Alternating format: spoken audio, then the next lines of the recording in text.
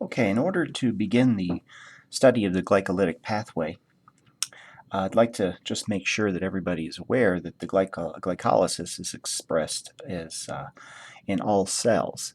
I like to start out with talking about glycolysis, though, first in red blood cells. Red blood cells have a relatively high ATP requirement because of all the transporters that they express on their cell surface in order to maintain ionic balance and osmolarity. The only form of ATP that they can generate is through glycolysis, of course, since red blood cells do not contain mitochondria.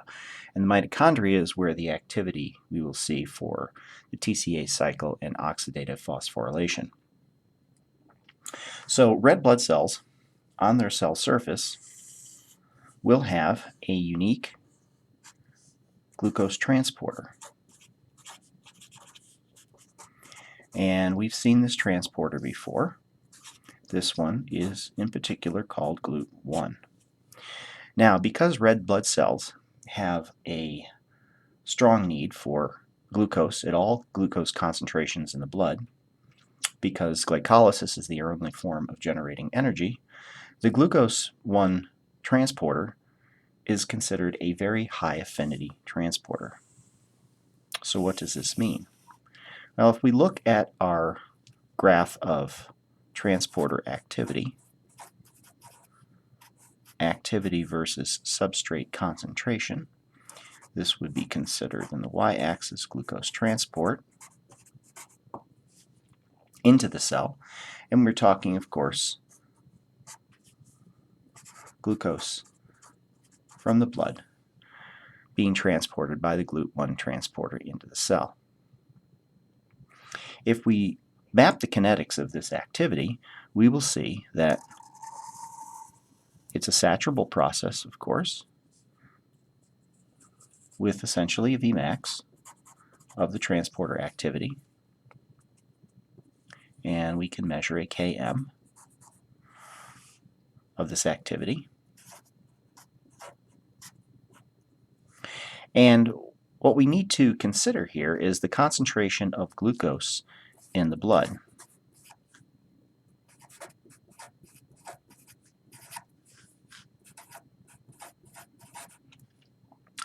Now, under normal homeostatic conditions, the fasting glucose levels in the blood are approximately 5.5 millimolar concentration. After a meal that includes a glucose-based diet, this level will rise to somewhere between 7 to 8 millimolar. Now, these concentrations are important when studying the GLUT1 transporter activity because red blood cells need glucose at all times because glycolysis is their only form of generating energy.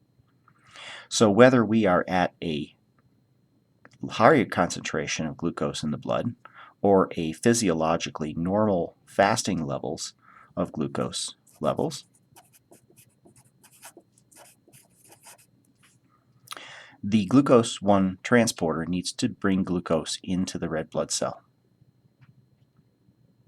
So, where do these concentrations of glucose fall on the graph here?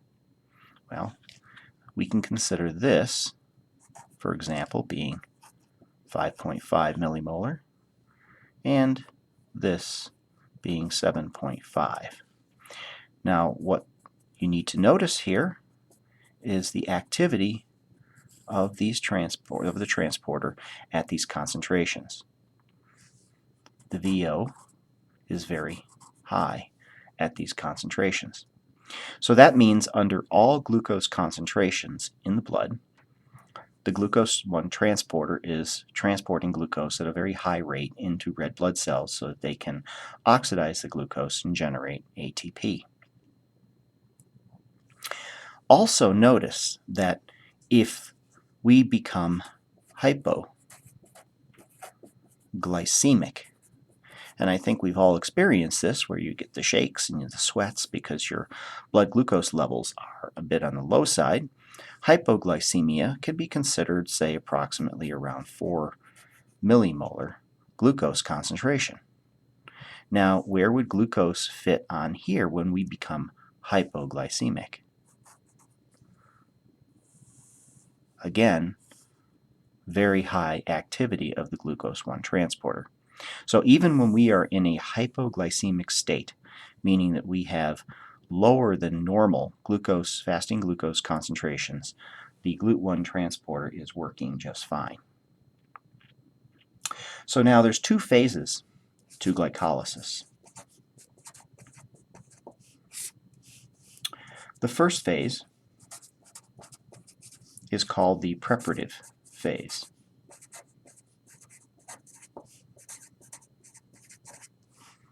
And this phase is essentially preparing the glucose molecule for further oxidative reactions in order to harness and gain that energy in that high-ordered structure. And the preparative phase is going to require the utilization of ATP.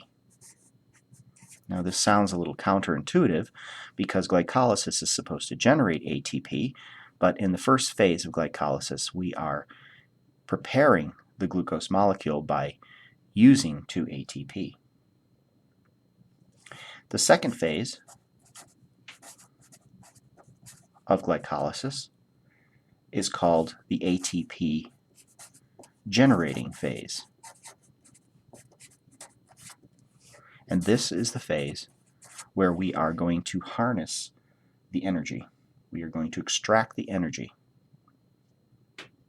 And in this phase here, the end result is that we are going to generate 2 NADH, which are electron carriers, part of our energy currency, and we are going to generate 4 ATP molecules. So glycolysis, when we take our glucose down to pyruvate, which is the last product of glycolysis, the net yield overall is going to be 2 ATP plus 2 NADH per glucose molecule.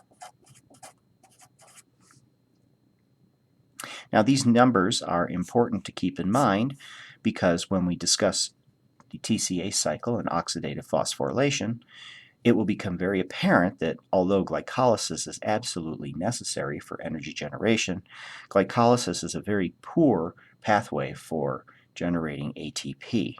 Per glucose molecule, we are getting very little energy extracted from this higher ordered structure.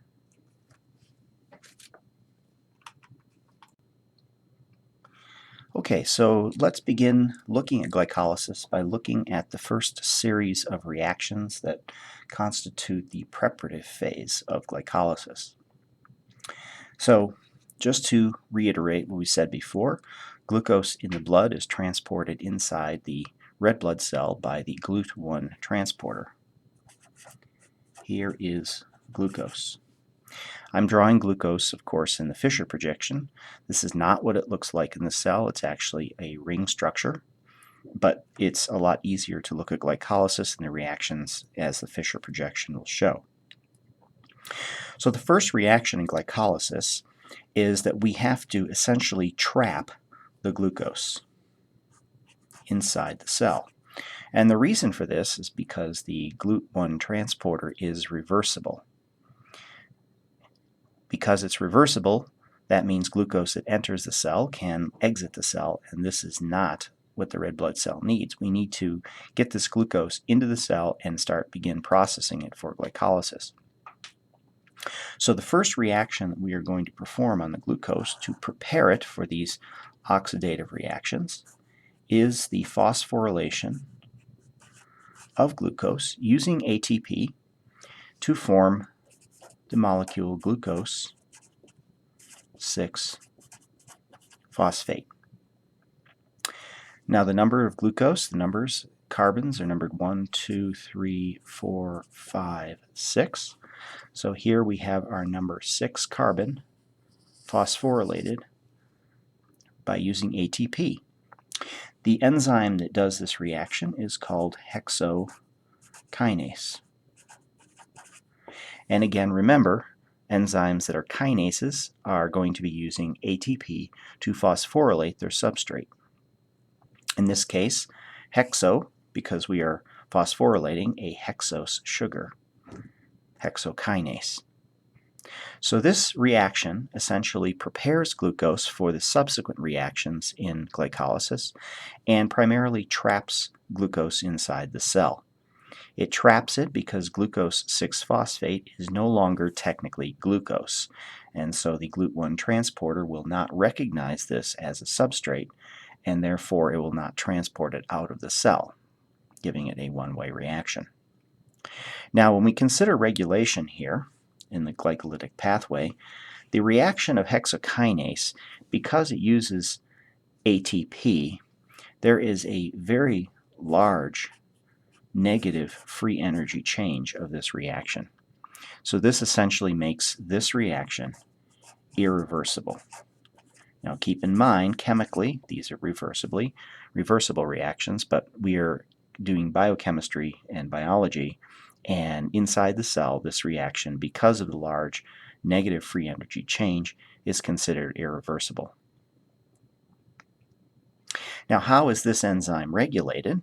Well, this is a feedback regulation at this step. And feedback regulation simply means that the product itself, glucose 6-phosphate, will inhibit the hexokinase enzyme. So as glucose 6-phosphate levels increase concentration in the cell, they will get to a point where they will begin to slow the activity of hexokinase. Why is this important? Well, if there's a problem with building up glycolytic intermediates, we want to slow the process of glucose entering the cycle. And so by inhibiting the hexokinase, we inhibit the glucose to glucose 6-phosphate transformation, and the glucose is fully available to reverse its transport back into the blood.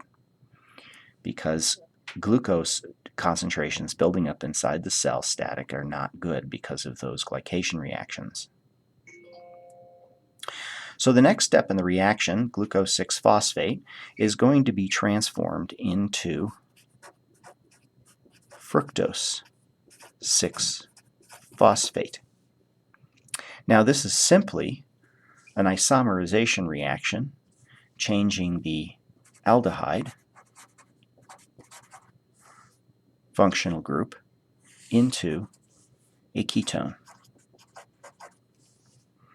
Now these functional transformations are done by isomerases because it's an isomerization reaction, and so this is phosphoglucoisomerase. This reaction has a free energy change of approximately 0, and so this reaction is readily reversible depending on substrate and product relationship. So as we take this reaction here, as fructose 6-phosphate concentration increases, potentially it could reverse back into glucose 6-phosphate because of the free energy change because of the product and substrate relationship.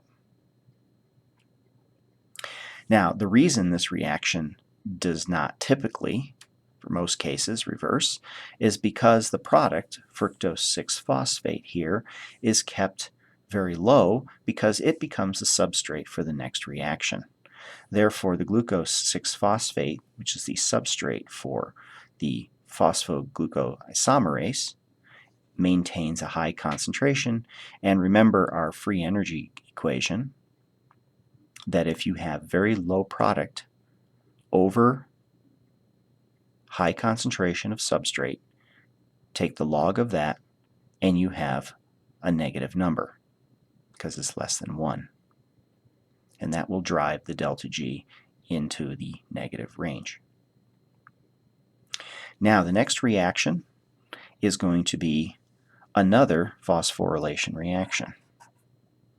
And here we are going to be again using ATP as our substrate, our cofactor, and we are going to be generating fructose 1,6-bisphosphate.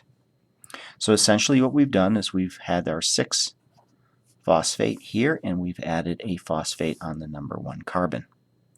The enzyme that does this is PFK1 for phosphofructokinase 1.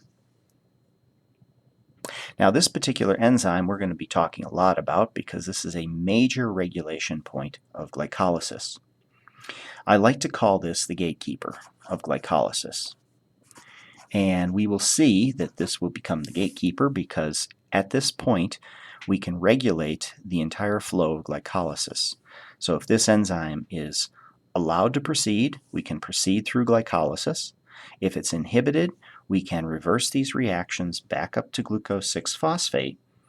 And in cells that are going to be storing glucose as glycogen, for example, skeletal muscle,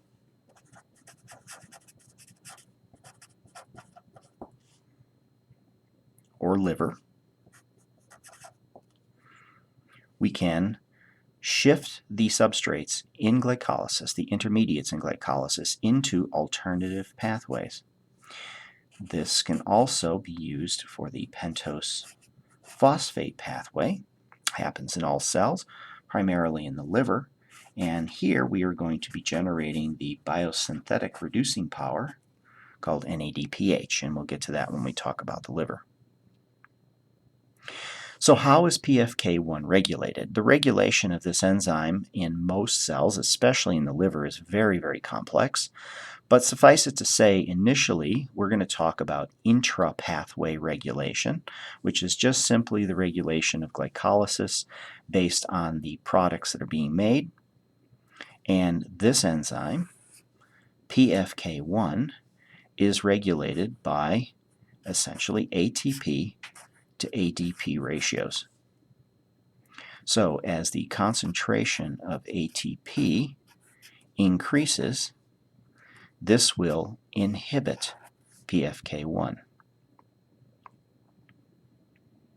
It inhibits it because we want to slow glycolysis down. If we have sufficient ATP, there's no use in going through the subsequent steps. Now, as the concentration of ADP increases, the concentration essentially of ATP will decrease with ADP increasing, and so that will relieve the inhibition. The other factor here we need to consider is that the concentration of AMP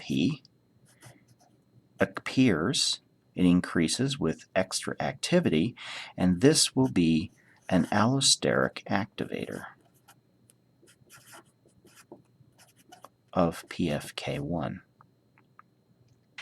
So how does AMP come about? Well, as ADP concentrations rise, we will reach a concentration that will surpass the Km of a particular enzyme called adenylate kinase.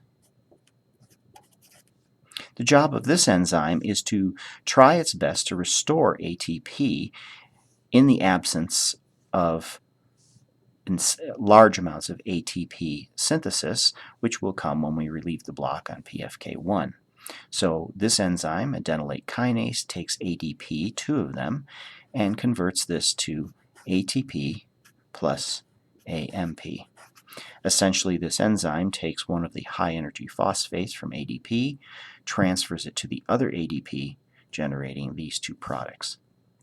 The ATP, of course, can go on to be used for energy needs, and the AMP becomes an allosteric regulator. The appearance of AMP is now a positive regulator telling PFK1 to get in gear and start its activity.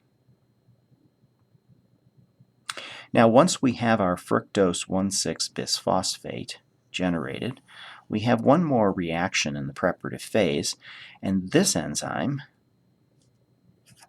is called aldolase. This enzyme simply cleaves the fructose 1,6-bisphosphate in between the two 3-carbon units, generating two products. One is called DHAP for dihydroxy acetone phosphate.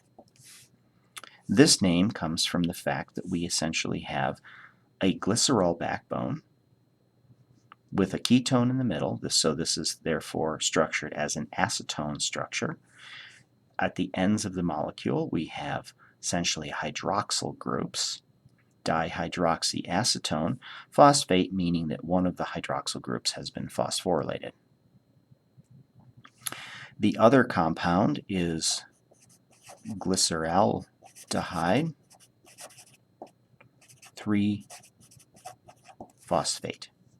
Again, glyceraldehyde, glycerol backbone.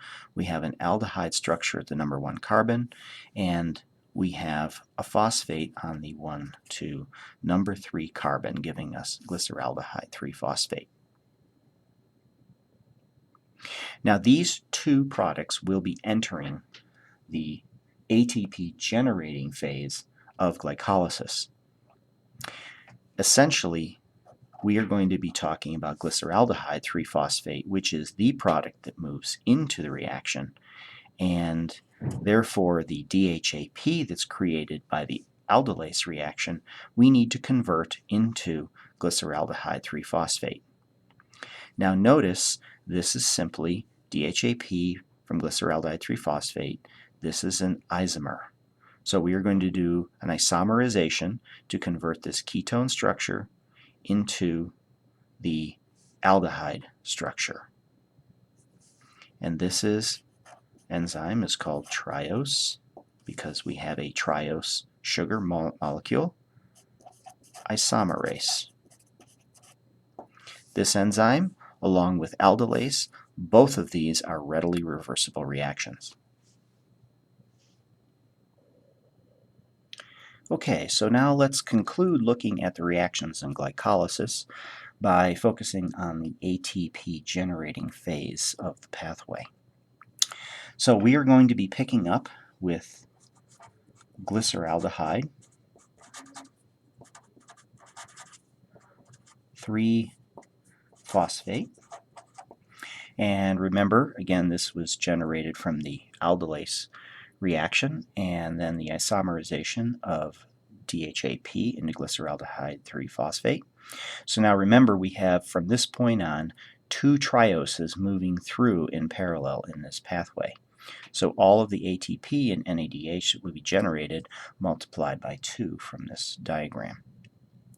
So the first step is we are going to perform a complex reaction by a very complex enzyme called glyceraldehyde 3-phosphate dehydrogenase.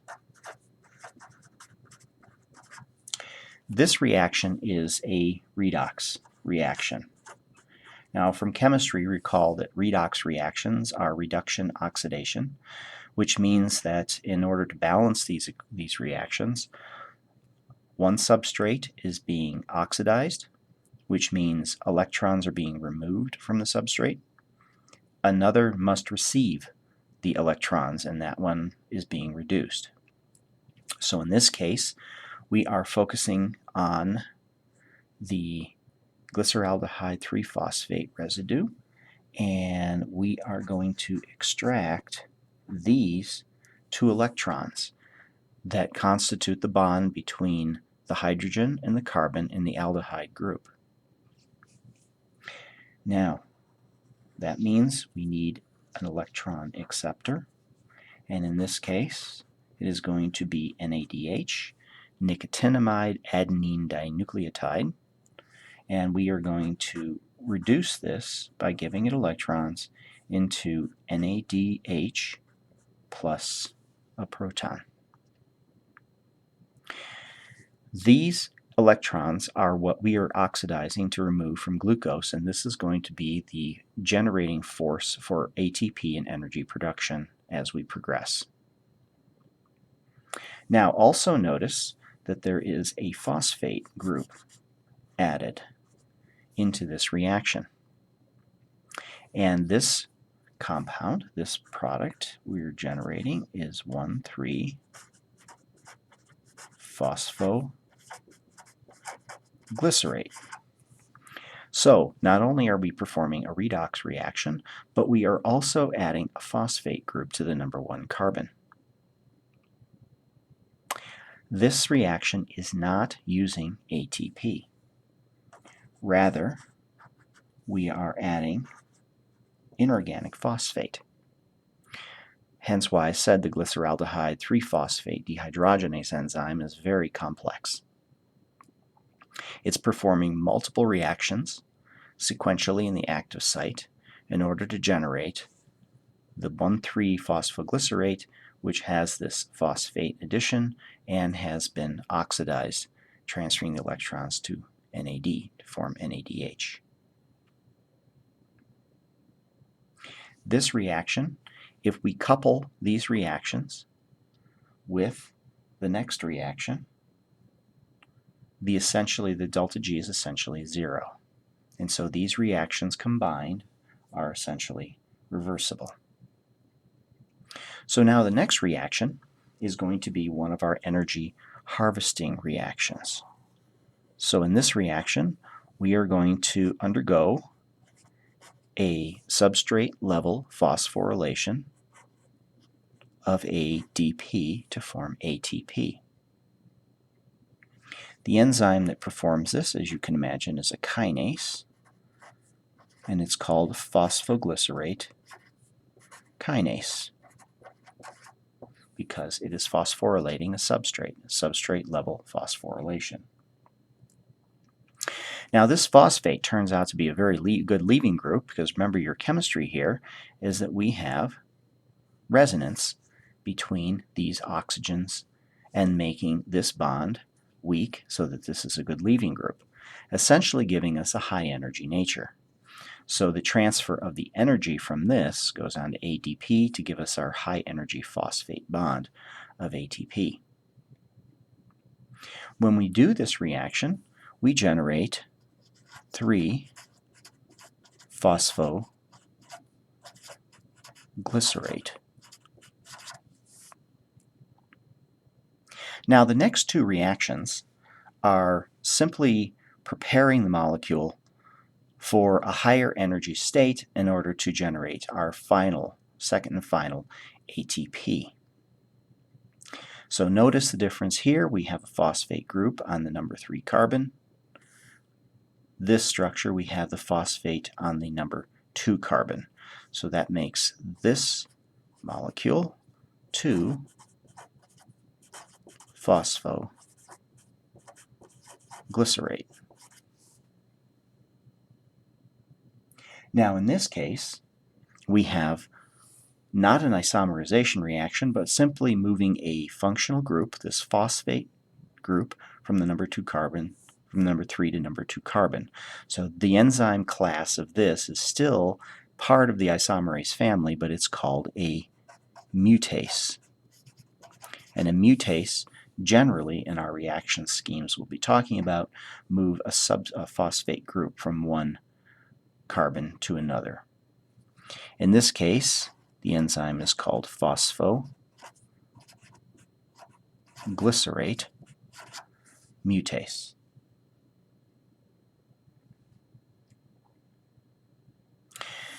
Now the next reaction here is going to be, again, another preparative reaction to prepare the molecule for our final ATP production. But notice this bond here of the phosphate group.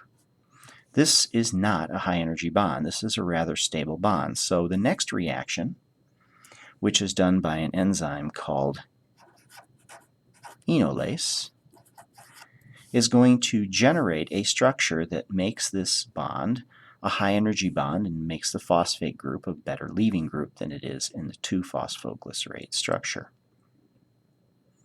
And so what we are doing here is essentially introducing a double bond between the number 2 and 3 carbon by removing water. So we are essentially removing this hydrogen, this hydroxyl group, to form water, and collapsing the electrons in to form a double bond. This structure is called phosphoenol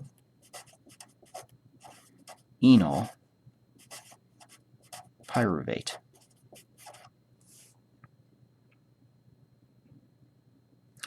And what we've essentially done here is notice we have resonance between the double bond between the carbon and the phosphate linkage with the carbon, and that gives it a good leaving group and a weak bond, so that now we can generate our ATP with this good leaving group. The phosphoglycerate mutase, the enolase reaction, these are all reversible. So all of the reactions since PFK1 have been fully reversible, and this will become very important to us as we get into the liver down the road and talk about gluconeogenesis. Now the final reaction here is to harvest the high energy from this phosphate, and in doing so we are going to do a substrate level phosphorylation of ADP to create ATP, and again, because it's a phosphorylation, this is a kinase. This enzyme is called pyruvate kinase. And by extracting this phosphate, you'll notice that we have our final product of glycolysis, which is called pyruvate.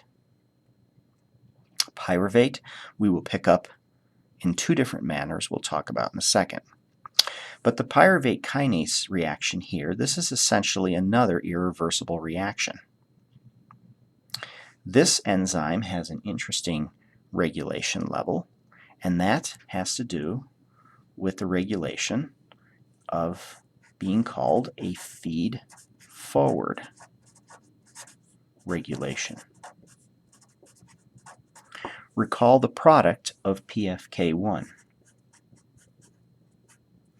Back in the preparative phase of glycolysis, this enzyme is converting fructose 6-phosphate into fructose 1,6-bisphosphate. This product of the PFK1 reaction, of course, is a substrate for aldolase, but it's also an allosteric activator of pyruvate kinase. Now, why is this important? Well, picture yourself in a line, and the person at the front of the line is dialing, and you have substrate and product moving through your line. Well, you want to just put out a regulator down the way to tell pyruvate kinase to get in gear, become activated, so that there's no backup of substrate and product during glycolysis. Remember, PFK1 is essentially the committed step into glycolysis, the gatekeeper, and all of the reactions after that point are reversible. Since they are reversible, if there's any backup, any inhibition or slowing of the process, these products can back up and cause reversible reactions which are undesirable. And so by the product of PFK1, allosterically activating pyruvate kinase, that makes sure that the downstream enzyme is not a rate-limiting enzyme. Now, in the red blood cell, we have one more step because pyruvate is an acid. And essentially in a red blood cell, if we just stick with these reactions, we have a problem that pyruvate will build up inside the cell and significantly drop the pH because it's an acid. And it's also a metabolic waste product for the red blood cell. Now, in cells with a mitochondria, we will see that this will enter the mitochondria, and in doing so, will be generating product to enter the TCA cycle. But red blood cells do not have mitochondria, so they need to deal with this pyruvate. Now, very important up here is this NADH. Notice the glyceraldehyde 3-phosphate dehydrogenase reaction. we have NAD being converted to NADH in this redox reaction. Well, in order for more glycolysis to occur, we need to convert NADH back to NAD to continue the redox reactions. That means we have to perform a redox reaction on NADH, and we are going to do that with pyruvate. Essentially, what we are doing is converting NADH to NAD+, which will allow us to continue glycolysis. And in doing so, we are going to generate a structure that looks like this. This structure will be very familiar to everybody. We've all experienced this. Essentially, what we've done is we've oxidized NADH, we've removed these electrons, we've added them to the ketone group to generate an alcohol. This is called lactate. I think we've all experienced lactic acid buildup in our muscles. We'll talk about this when we get to skeletal muscle. The enzyme that does this, of course, is a dehydrogenase. In this case, it is lactate dehydrogenase. So this allows the regeneration of NAD so that the glyceraldehyde 3-phosphate dehydrogenase doesn't get depleted of its cofactor, and it also allows the conversion of pyruvate to lactate. Lactate is secreted from the red blood cells into the blood. From the blood, we'll talk about this later when we get to gluconeogenesis.